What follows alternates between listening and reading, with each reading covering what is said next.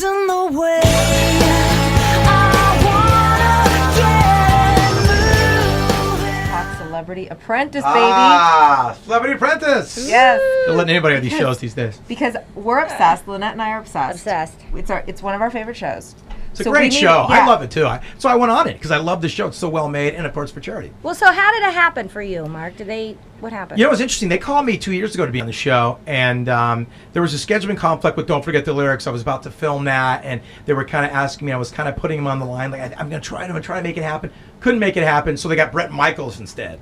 And so we all know what happened with him. Yes, you know? we do. So I was still on their radar, and they go, "How about this year? You know, the filming's done." I go, "I would love to be on the show." So that's basically how it just kind of happened, and I get to play for an excellent charity, Save the Music. You know, which is basically keeping school music programs in school, because with budget cutbacks, the first thing to go, the arts and music is like out of here. Absolutely. And so I am very passionate about it. It's what got me into music. So I'm happy to play for the charity. But it's the greatest show I've ever been on.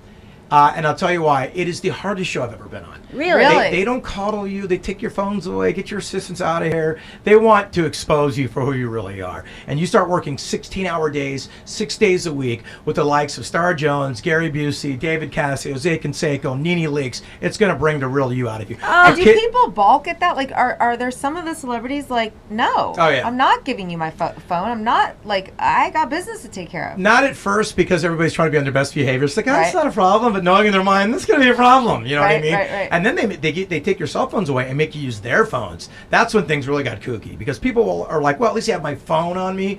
But then that got weird. So there's a real transitionary acclimation process that everybody kind of goes through, and then you either make it or you don't, and you see people implode as the weeks go on. Well, Jose Canseco, right? Yes. I mean, that seems to me to be just a bad situation right there. Why? Tell me, what do you think of Jose? Oh, first of God.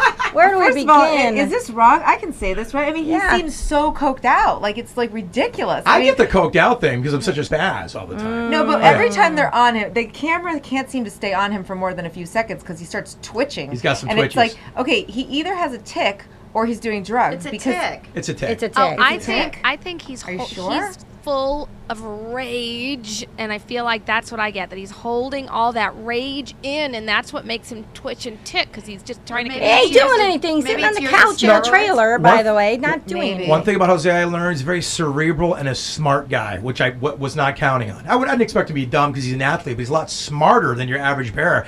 And I think he's constantly thinking of things, and the twitch is kind of a byproduct of that. There's so much going on in his mind. He has so much to say. He doesn't necessarily do a lot, but he's got a lot of ideas. Right. Even when he's sitting there by the fire on the thing, he's thinking and telling you what his mind. That's why I said, Jose, I appreciate what you think it is, but it doesn't mean it's right. You know what I mean? And so I got little battles with him. He didn't want John Rich to play that country song, which absolutely won the task for us. If John Rich didn't write that song, we wouldn't have won. He had him play it like 5 times for Marcus from Camping World. So he was so adamant against that song, and he kind of went into a black hole and started pouting because he didn't want the country song. Ended up winning the challenge for us. Oh, so that's what, because I was going to say that it seems like if he was doing coke, he'd probably be a lot busier. Yeah, right? Let me clean the kitchen. Hold on, let me do this. Let me do something. Let me stand up. Now, Mark, like you seem like the only, Adam was watching it with me last night. It was like, first of all, we were talking about before the show how much Adam is in love with Mark McGrath. He has like a man crush on him. Right do the impression. Oh, he's such a sweetheart. He's such a sweet guy. People don't understand what a sweet, and he's very bright. He's a very bright, sharp guy. And you coming from him, that is such a huge compliment. I Really. love that. But your team is like the island of the misfit toys. I mean, what's going on? I like you and Little John's little.